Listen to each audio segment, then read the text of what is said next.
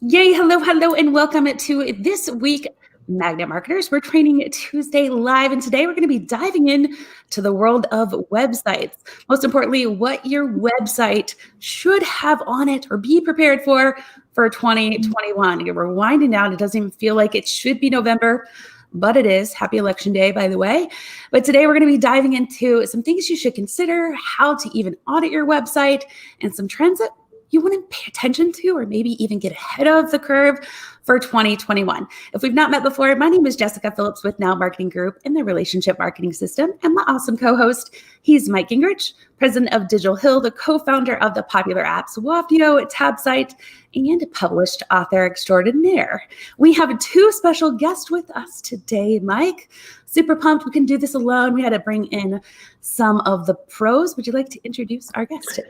Yeah, we got some people from your team here. So we have with us Tony. Tony does ads, Christensen, once again. It's always good to have Tony on the show here, and he's going to bring that perfect blend of hybrid analytical skills with creativity. And we also have a first-timer, Brice Woodard. Come on down.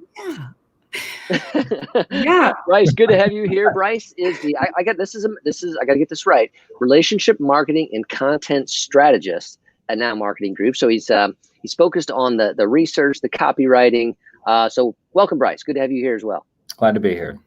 We got to break them in right, like keep them busy, keep them always on the cutting edge, but definitely two amazing team members that love to do the training ongoing and always stay up on not only what's going to work today, kind of those evergreen pieces that always work, for clients. I shouldn't say always, nothing's always when it comes to online marketing, but the things that really work for clients, as well as like what's to come. In fact, I think, Tony, you've been busy this week, even attending some ongoing training. Yes, I've been at AdWorld, which has been really cool. It's basically like social media marketing world for advertisers and kind of like conversion rate optimization experts. And it's been incredible. I think they had 8,000 to 10,000 other people there. And I think I have some stats even that I can share in today's talk that I've learned. So I'm excited. Of course you do. Of course you do, Tony. Good stuff. No, but today, really focusing on websites, I think when we started this conversation, even internally, and Mike, you and I have had this conversation quite a bit over the course of this year, a lot, is just experience, that word experience that keeps coming up. In fact, it's part of our whole care flywheel process, right? Experience is always huge. But what does that look like today as it relates to your online digital storefront? Because in many cases and in many states, that's really the only storefront that's been open for the majority of the year.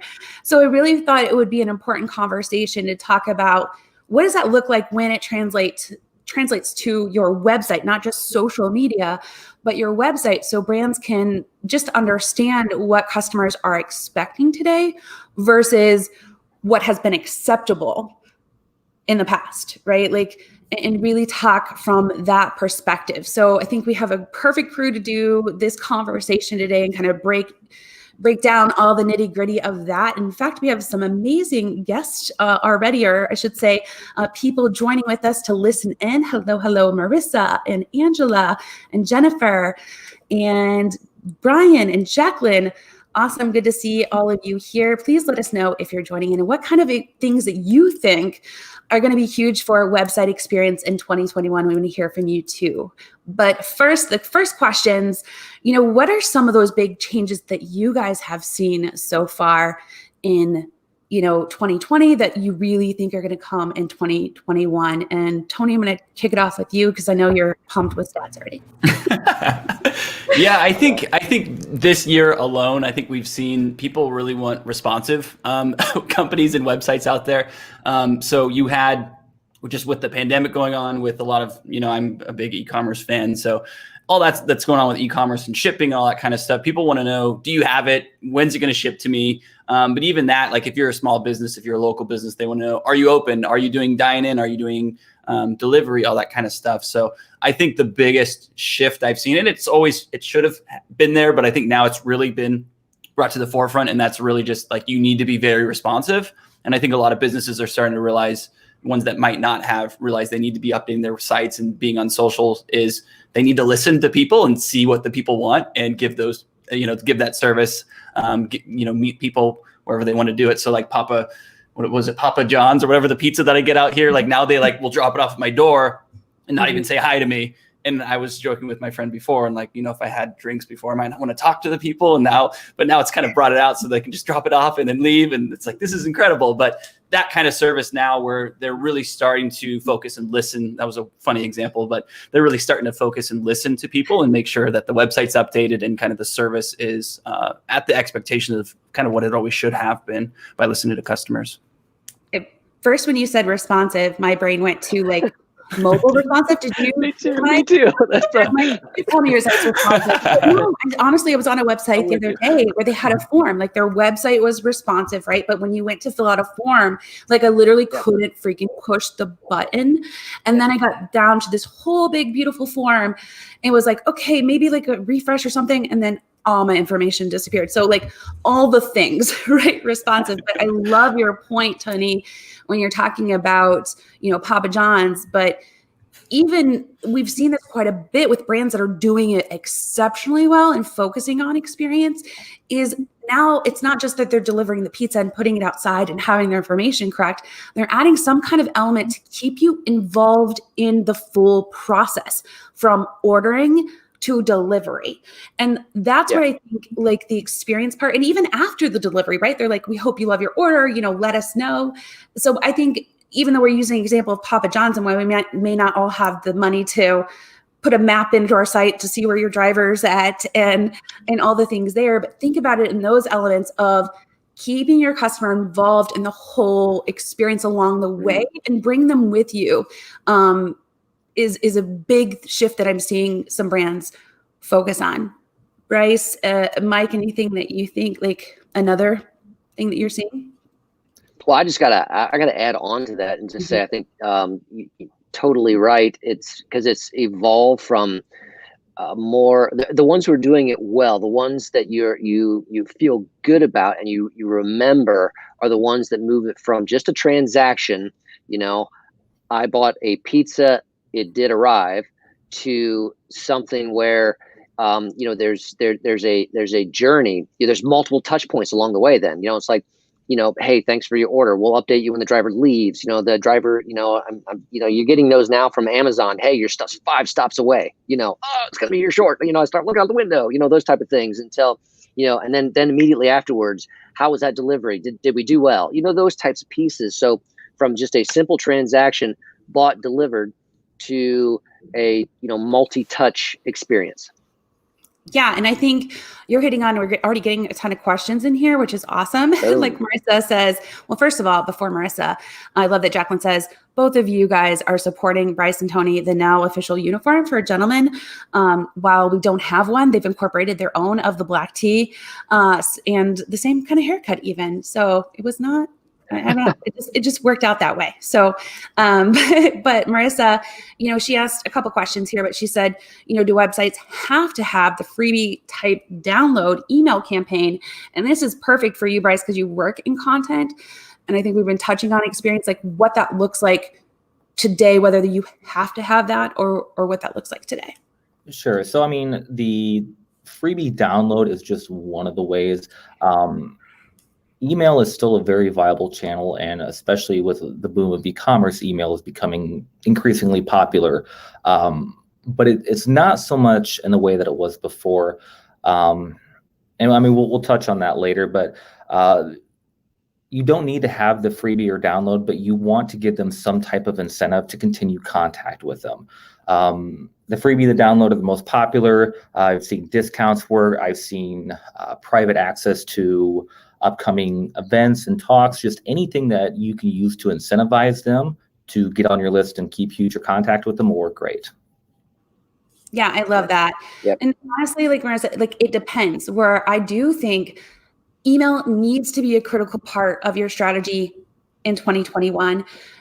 And let me actually backtrack and say conversational marketing needs to be a part of your marketing and web strategy in 2021.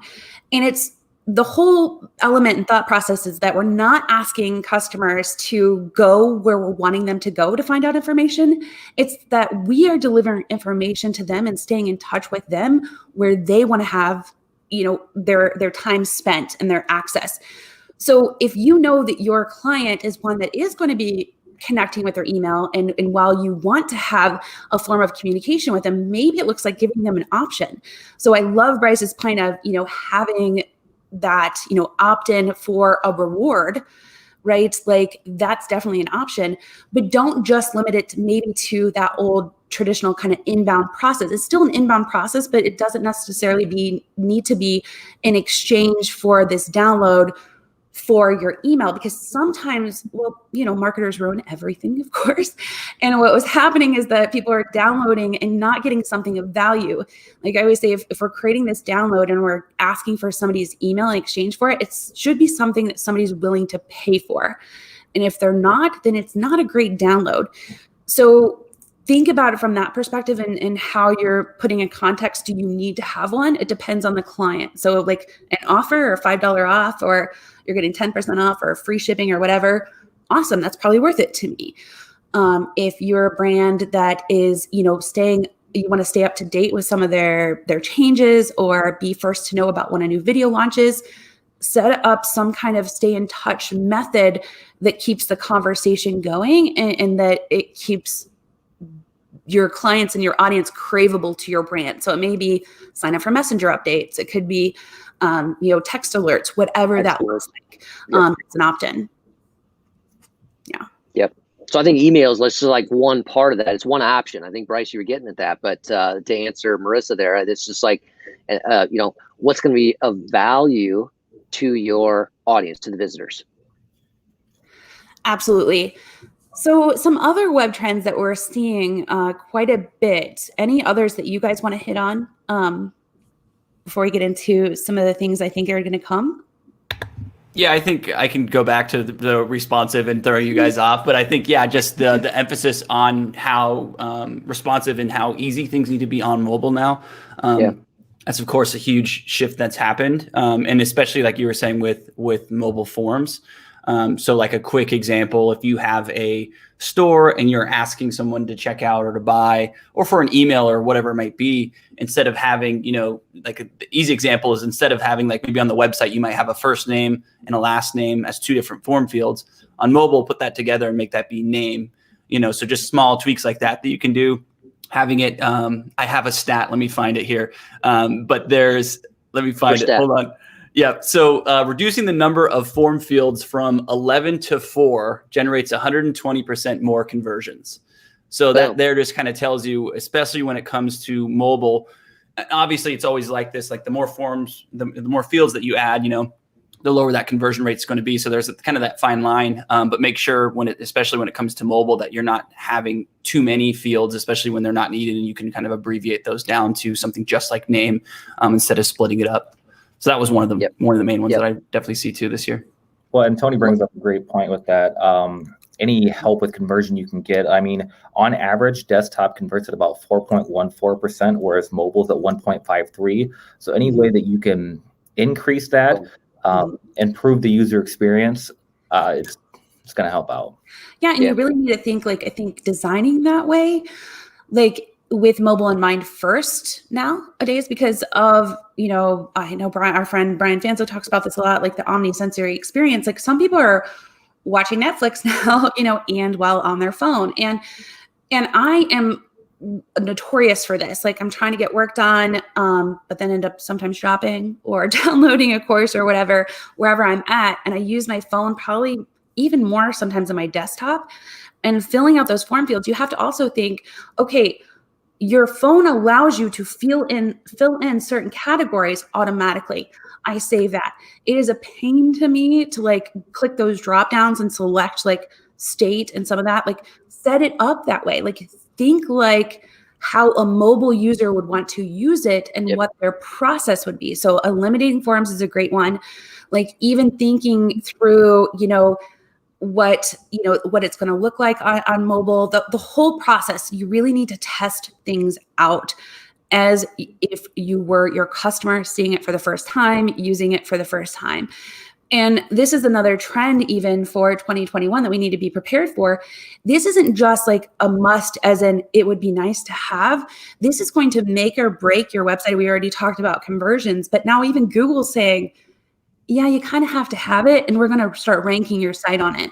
So if you weren't here when Mike and I were talking about like Google page experience updates, like these are the kinds of things that they're going to be ranking, like search engine ranking your site for. So it goes above and beyond just like the content that's happening on your site and like, you know, your search engine, I call it hygiene, but it's like, you know, the site structure and how you have it set up in the back end of how you're putting in keywords. It's actually now going to be based on experience because people want speed, ease of use, and accessibility more than anything. And 2020 just took what may have been the patience that we would have had to update this for 3 years and condensed it, I feel like, into a year's time period where they just expect it as the norm. That means, you know, speed, all of those things on your site and these kinds of accessibility features and experience features need to be a focus on your site, period. Because that's what customers are expecting. I think, Tony, you're the one that shared with me too this stat where it was like the first 8 weeks of the pandemic, there was more e-commerce sales than the past 10 years behind it. That says something. People are going online now more than ever to make purchasing decisions. And Mike, I know you and I chatted about this too. I mean, what have you seen even just with that shift of traffic coming to sites overall? Yeah, I mean, it's definitely 2020 has shifted it from a lot of people using e-commerce to it's mainstream, you know, purchasing online. And then it's also that they're even more comfortable, or even by necessity through the pandemic kind of thing, needing to buy bigger ticket items online. So that traffic is all there. And again, a huge percentage of that is mobile traffic. Loved what Jacqueline says here about recognizing a user, a site, particularly on a mobile device, recognizing a user is returning and then not prompting them to fill out information they've already shared. Quick example, my favorite downtown coffee shop. Okay. And I always order on my phone. And basically I can, you know, place my order. And then when I get to checkout, all I have to do is start typing in my email address, right? So, you know, my browser prompts me, I put that in and boom, it recognizes me and it texts me a code. I have an iPhone, so I just have to hit one button. It puts the code in for me automatically. I hit submit. You want to talk about frictionless? That's why it's my favorite coffee shop right there. I start typing my name, my email comes up, that text message comes in, I hit that number, you know, and boom, I, you know, place the order. That's frictionless. I'm not going through, you know, email address, first name, last name, you know, address, credit card, security code, you know, all those things. So, and you know what? I got time for that.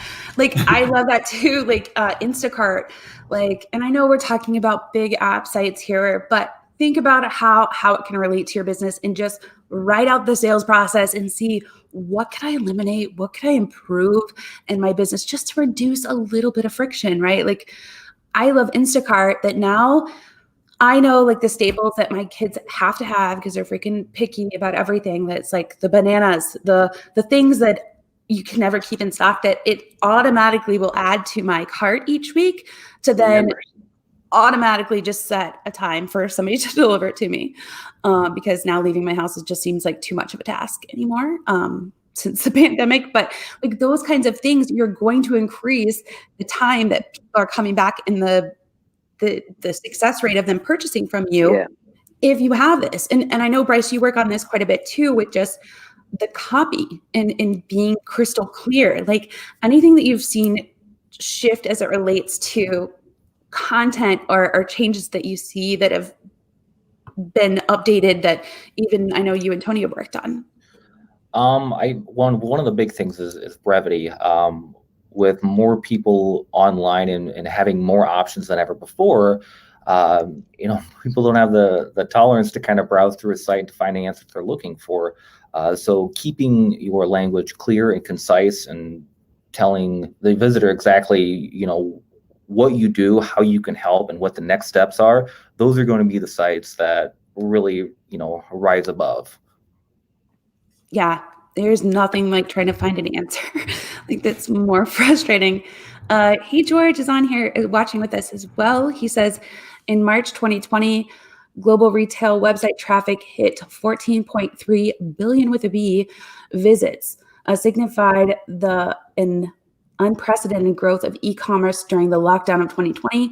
Studies show that in the US, as many as 29% of surveyed shoppers state that they will never go back to shopping in person again. I'm like, I don't have to lift my own milk or water. It's great. Here, yes, take $5, take 10, take 20. I don't care.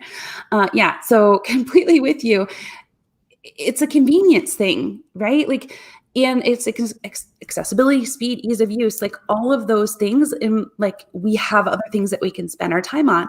And I know, Tony, you've done this with Brice as well, with just even changing up how you're approaching the customer with their mindset now with, hey, I realize I don't have to go grocery shopping again, or, I'm watching whatever now where I need these things. Like any of those shifts that are happening that you've seen that have been successful and may continue to be? Yeah, I think we even talked about this the other day looking at like Tony Robbins' site, but you really have sites now that are really focusing on saying the word you a lot more instead of us. And this is about us and we, and but instead it's changing your menus and changing a lot of your buttons and things to be in the right wording to where someone's actually looking for it. So it might be like, yes, sign me up instead of submit, or, whatever, click here, whatever it might be. So yeah, I think that's definitely a big one, especially this year. And it kind of gets into personalization, but it's kind of more vague, where it's instead just saying, we know what people are looking for. Let's make it easy and let's put it in their words instead of saying, here's, our services. It's instead, here's how I can help you, or what are you looking for? I'm looking for this, and you can have little drop downs and things like that. So that's definitely a big one that I'm starting to see a lot more this year too. I think one of the things that we kind of touched on here too is Google, and especially Facebook this year, I think exponentially now, they're looking a lot more at these other factors too, of what's the experience that people are having now on websites a lot more. And they're weighing that a lot more heavily because they know people are like, get fed up of, like you said, like just companies not delivering, companies having that friction on their website. So even, I know even Facebook with their ads now, they're actually turning back around a few days later after someone converts, and they're saying, was the product good? Was shipping good? And they're ranking actually companies now based on the experience. And you're seeing kind of Google doing the same thing. And I think that's another thing this year it's catapulted even higher. And kind of the standards are kind of becoming more raised because there is more competition in a lot of ways. So the platforms are kind of getting in on it, and they want people to have a good service, so they keep using it and coming back. So make sure everything's good there. Yes. I love it. And Mike, you and I talk about this quite a bit too, on just being like transparent. So I think if anything, like, Tony, you hit on a good point on just checking your menu, right? Like checking the use, I should say, and like the placement of, your buttons. What does it say? The copy of your site, like, is it communicating in a way that feels connected? Like you're there to serve them, and no matter what kind of industry that you're in, and being transparent even on, okay, things may take a little bit long to ship. There's nothing more frustrating than paying for expedited shipping or something like that.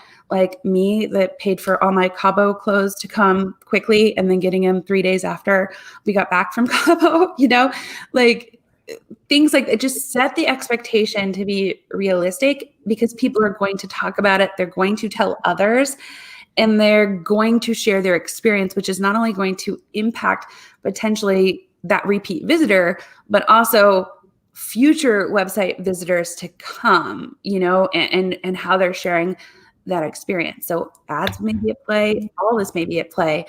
And Mike, I know you guys work on websites a lot and what you do at Digital Hill. Like, are any of those conversations coming up now on just changing and looking at copy or anything else? Yeah, well, I think one of the key things that I see is an expansion of copy, an expansion of what is offered, because more so there's more that people, they may not get to the store, they may not get to the showroom, they might not get to the conference, the trade show where that was. So you need to take care of all those pieces there. So there needs to be more copy, more content. So they can kind of walk through that process to get their questions answered, feel like they know it, they like it, they trust it right there. So that's what we're seeing. For example, this was a fitness product. It's going to be downloadable kind of thing. But the gentleman wisely understood that he needed to help people walk through the process ahead of time. So you can start with a video. Yeah, there's definitely things you can tell people. But then the powerful kicker was okay, let's get you into the right product. Answer these questions. So again, you're male. What's my age bracket? What have I been doing for fitness levels? What is my body type? And ask me a number of questions. And then, okay, based on these results, boom, we recommend this because of this. And you feel like, wow, this is personalized. It's for me. And so running people through that, before it would have been, hey, here's your products, A, B, or C, kind of thing. You can buy them and download them. Hey, we got e-commerce, right? But now that it did all those things ahead of time, it helped the user, like I said, know it, trust it, like it, all those pieces, and it felt customized. I'm ready to go. So freaking spot on. So like, if anybody wants a great example of this, go look at Noom, right? Like they have a really great example of this, because when you've invested time, and what Mike's saying is so true. Like if you can think about the buyer's journey and somebody going through the process of selecting what is right for them, and it does not matter what industry you're in. We're actually building this for Mr. Manhole, which I talk about him a lot. He's one of my favorites, of course, but like picking a custom cutter that cuts holes in the ground. Literally, that's what it does. It's awesome. But anyway, like if it can be done with this tool for municipalities, it can be done with anything.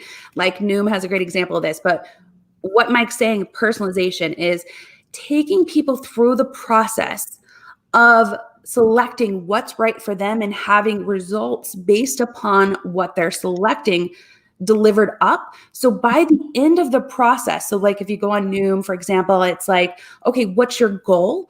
What are you struggling with? What is, what would it look like if you hit this goal, right? Like what's most important to you? And it's doing a screen by screen step through process with you. And this simplifies, I love, StoryBrand, all of us here, I think, have read it, where it's like save brain calories, right? Like don't present everything at once or nobody's going to read it. Because one huge trend I'm seeing is reduced copy and more images. But you still need copy, right? Like we're saying we need to expand some elements of copy, but it doesn't mean you need to present it in the same way. So taking somebody step by step through that process, I feel like then at the end of it, I'm like, holy crap, I put so much of me into it. Like this is mine. Like now I'm more committed because I've put so much of myself and my own customized answers into this, that now not only do I feel ownership to it and committed and belonging with this brand, but also, as Jacqueline had pointed out earlier in here, in Tony, you hit on it, and Brice, all of you guys hit on it, with reduced fields, but progressively profiling. So it gives you more information for you to show up in a way that's personalized to a customer or to your client. Like personalization is going to be key this year, next year, and I believe in the future, especially as we're talking about having more intimate conversations where people want to hang out. But all of this is based on how you show up and how you're delivering it in a way that feels easy, accessible, and quick to who you're communicating with. Good. So now that we've talked about like a lot of what's to come on experience, which we will recap this with the blog with all the stats, not just our opinions, on what's here, what's to come. Let's talk about some ways of doing an audit, because I feel like that's a lot that we've been doing this year, is like auditing websites where brands are like, holy, I was not ready for this. And we're like, nobody was ready for 2020. But let's talk about what you could do. Like, what's some ways that brands can both audit their site, and then we'll talk about some quick wins that they can use to enhance what they got, where they're at. So I'll start off with you, Brice. What's one way that you audit a site? I love heat maps. I think Jacqueline kind of mentioned that. It really shows you your customers' behavior on the website. I know softwares like Hotjar actually have a rage click feature where this kind of ties back into mobile, where you're like scrolling down and then you hit a button that you expect to do something. It doesn't, so you smack it a million more times. Hotjar can actually track that now. So, setting up heat maps on your site are a really quick and easy way to find out, what are your customers enjoying, what frustrates them. That's a really good key to see how you can improve. Yeah, they have a free trial there. Shows you where people are trying to click, where they're not even looking. Like it's great. And it even gives a screen recording of what they're doing. Kind of creepy, really awesome. But Tony, what about you? Yeah, just going off of that Hotjar, it's really cool because you can see if someone's clicking a ton of buttons at the very bottom of the page, you now know that should probably be more prevalent, more higher up. As well as like he was saying, when people are rage clicking on something, like maybe that should become a button now. Maybe they expect it to go to a blog or a resource, whatever it might be. So yeah, I really love Hotjar. I love usability tests with just like a friend or a parent or anyone, because basically a usability test is first, what I really like to do is just show someone a site and get their opinion on it, kind of overview of how they think of the homepage, who's it for, what is the business selling, what are the services, that kind of stuff. But then doing kind of a next step too on giving them a task to do. So try to buy this specific vegan product or something like that. And really watching how someone uses the site. And I try to do it. I'll do quick ones kind of on my own. Like if I'm a new user, and we kind of touched on that too. Like you want to have the mind of someone that's never seen the site before, and trying to think, what are they going to think? How are they going to use it? Hotjar can really help with that. But then usability tests too, where you're actually watching and having someone explain. You're not really prompting them a lot of times or prodding them for questions. Instead, you're saying, explain to me what you think of this. What is this site? Who is it for? What are the services? And then show me you trying to buy this certain product or trying to book a time or whatever. And you can really a lot of times see friction and things that are stuff that you might not necessarily see.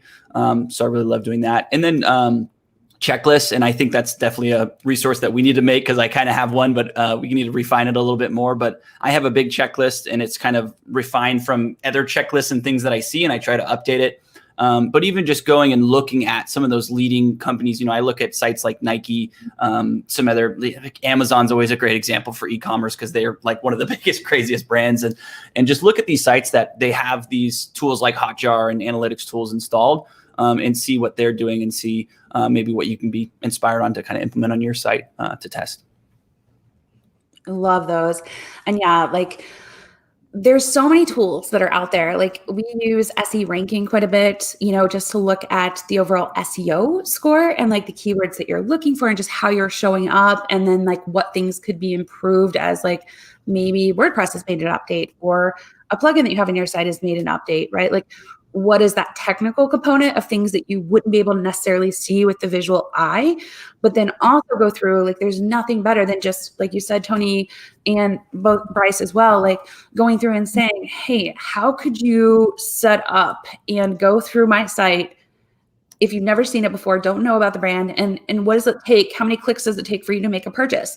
Actually fill out that form. What kind of email do you get back? Like, what's your overall perception of the brands? Like nothing beats like real conversation with someone that you trust over giving you that feedback, I feel like. But we do have a checklist, and we'll make sure we include that with this blog recap of whether you're an e-commerce site or a personal brand or whatever, B2B, B2C, it doesn't matter. Like some things that you could go through and just overall kind of do some checks there because it changes so quickly. Mike, what's a couple things that you look for? Yeah, no, I think that when you're coming in and taking a look at the site, and you want to quickly figure out, okay, can I get where I want to go quickly? And how many, what's the navigation doing to me? So is it, and if I do the search, does the search give me, does it, narrow things down quickly? So what's happening with that? And then of course, I'm going to look at speed. If speed is paramount there. So if it's lagging and I'm just kind of watching things slowly materialize, they're failing bad right now, that type of thing. It's so speed is huge. So true. And honest admission here. So like, even on my site, I added a tool that I thought would be awesome, and then had to go back to my site actually to grab my brand kit and realize like it had slowed my site down. And it was like, oh my God, so if you're not visiting your own site often, some of those things may be missed, and it's okay. The website's never done, unfortunately. There's always some things that you can improve on. And one of the quickest things is just speed. So Mike, I love that example because that's one of the things I was like, okay, how can we fix this and make it faster? That's one of the first things I think you can do as a brand is for a quick win is do a free speed test, which even if you just Google free speed test, Google offers one to you and it'll give you like a grade, like you're in school, and tell you what your score is and what people are expecting today. And that's one of the first quick wins, and then some of these other things, like I said, that we'll include in the blog recap are just extra above and beyond. But one other quick thing I want to share before we talk about other quick wins is, Mike, you and I were big on this a couple of years ago about creating a resource center for answers. But now I think it needs to look more like another thing that you could do for your brand, like you said, with searching and trying to get things to come up, is making them making them as in your audience, part of providing that answer to some of the questions that your community is asking, whether that's incorporating some kind of Facebook group into your business website to lead people to, which also gets that community building, or you're building as part of your site to just streamline and make finding answers quicker. Google has this built into Google My Business where you can ask commonly asked questions and put that answer there, and just making sure that answers are accessible. Yeah. And future information is accessible. So Brice hit on it with email, Tony hit on it with the layout of your page, but just making sure people can find answers quicker and not just like in the resource format. Now it's like leveled up to be a community hub where people can get to things quicker. They can be part of it, participate in it, and share it out. So think about what that looks like for your brand. So a quick win could be building on Facebook, adding it to Google My Business, things like that. What's another quick win? Which is multiple ways. I think that's the key of what you said. Not just a resource center, but it's the same pieces in multiple areas for user preference. Where do they like to find that kind of information? Yeah. And we're building it all the time. Like I get questions a lot that I normally would be able to show somebody, like if I'm in a meeting with them, right? But now we're, hanging out on Google Meet or whatever, right? So like as soon as I get a question, I'm like, okay, this would be a great video.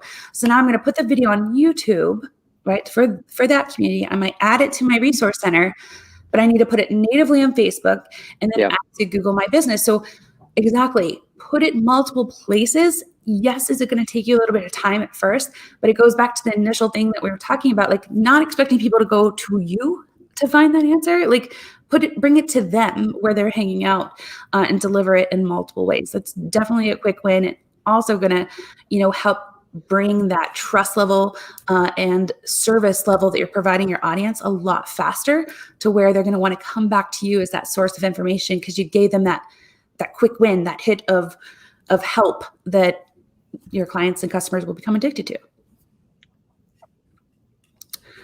Any other quick wins that you guys can think of?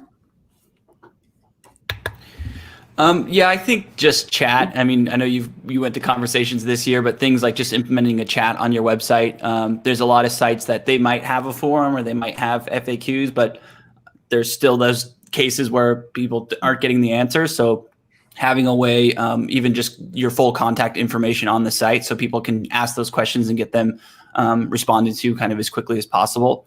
So I definitely recommend, chats or having a phone number or an email or something and being able to respond quicker. I think especially this year too, people kind of want that now because there are way more options than there ever used to be. So they just want that quick response. And you're seeing it too now where there's kind of the post surveys now. And I think Hotjar actually has like kind of a feature that they can do this too, where even if someone searches for something and they might not get that, or they're trying to find an answer and they can't find it, there might be a little survey that pops up and says like, are you happy with what you were looking for? Or what can we do to make our, videos better or this content better? So kind of those post search surveys and things like that you can add to can be really, really beneficial to kind of get that idea of what is lacking, where is that gap, where's that friction that we can ease now with that information. Yeah, that's huge. Like getting that feedback, because you may not know, right? Like, because you get it, right? So using tools like that is big. I know Angela shares an app. Full Story does the RAG clicking as well. So you can actually watch a video of user sessions and see where they're getting stuck. I think that's huge. And Tony, to your point of, showing up, like even if you don't have a tool, the budget to buy a tool like Hotjar ongoing, like Facebook even gives you that free option in Messenger. If you go to like your inbox and then advanced settings in Messenger, where you can prep the most frequently asked questions, and you can even submit a video for their response. You can take them to an inside of a website page. You can just give them a text response. But not only can you prep that frequently asked questions right there in Messenger, but they give you the option to then add this for free on your website. So if you're using Facebook business pages, all you have to do is add this little line of script onto your website. When a user comes there, it's custom to you. They're going to greet them in whatever amount of seconds. And it's going to say, your personalized greeting message, like, hey, how can I help you? And then from there, it will pop up your frequently asked questions that you've added on there. Like I'm going to share a website example, Leaderbrand, but it's customly spelled Leaderbrand on there, where we've added it on there. And I've also added it to jessicaphillips.com, but it's a free way of getting people into the inbox and something that Facebook provides to start helping that conversation progress and supply answers on demand. And the cool thing about it is that all the responses go into your Facebook Messenger inbox, where your WhatsApp messages are going now and your Instagram messages are going now, and it's accessible by mobile. So there's kind of no reason where you can have to not have some kind of conversational messaging starting to at least test it out, right? Yeah. What's another quick win, Brice, that you could share? So a quick one I like to use is just rechecking your call to actions. Mm-hmm. So Jessica, you mentioned earlier how, the trend is going towards less and less copy on a page, which means that the copy you are providing needs to, pack more of a punch. And the call to action is the spot where you need to make that happen.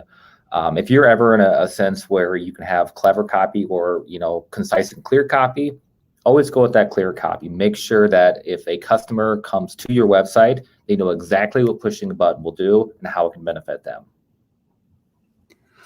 I love it. Yeah. And the last thing, just check your data. Look at Google Analytics and make sure that you are aware of what's happening on your website and that you understand it. I think that's definitely a quick win to help you come up with a game plan of who's using their website, where they're going today, as many mentioned, where they're getting stuck, and think about how can I make this the most engaging relationship building process possible, where our website is more of, a tool, a utility versus just a brochure. I think that's really the questions you need to start asking and involve your team in it. I'm sure everyone will have, some input on that to really help you prep for 2021.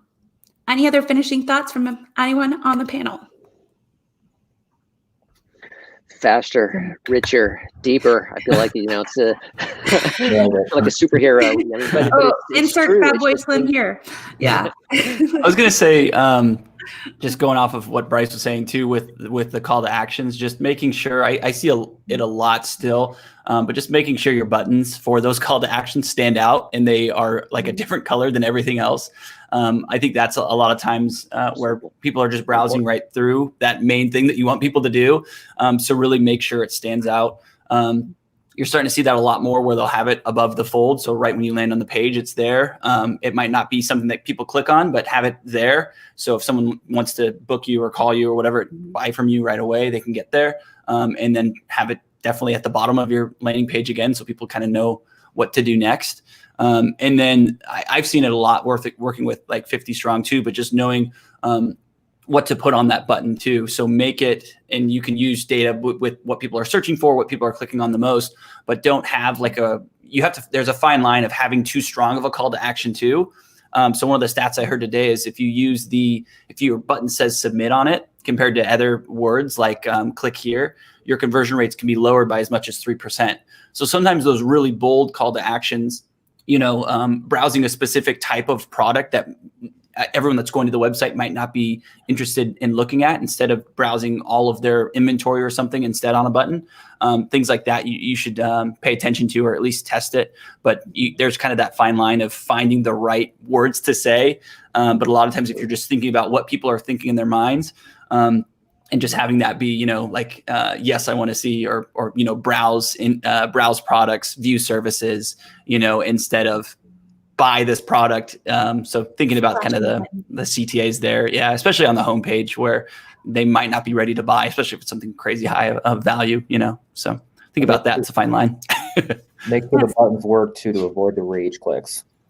Yeah. Yeah. Clicking on an image, it's not really an image. No, you got to click on this little right here. Yeah. Everybody's agreeing with you here. Angela said, split testing. Absolutely. I think really, like, to your point, Tony, it's like not having something that's going to stand out and glare, that's going to stop you versus entice you. Like in today's age, we get the tricks. Everybody's got the hacks. We got it down. We've all been beta testers, whether we knew it or not. And now we know what we want. So just make it ease of use, be real, have your own photos, not some cheesy stock photos with this ridiculously long copy, the sales copy. Like, just show up as you are with the right information, make it easy and accessible to get to, and let people build a relationship with you, the right people. Like, you don't want everyone to anyway, right? Like, only the right people. So I feel like it's just a moment of clarity that let's get back to the basics of good and use some tech to like meet us there in a way to make it a seamless process. And we'll all have better conversions at the end of the day. We're going to recap this though with some of our favorite tools and just some of those checklist items that we discussed, as well as some of the biggest data backed trends that are going to come in 2021.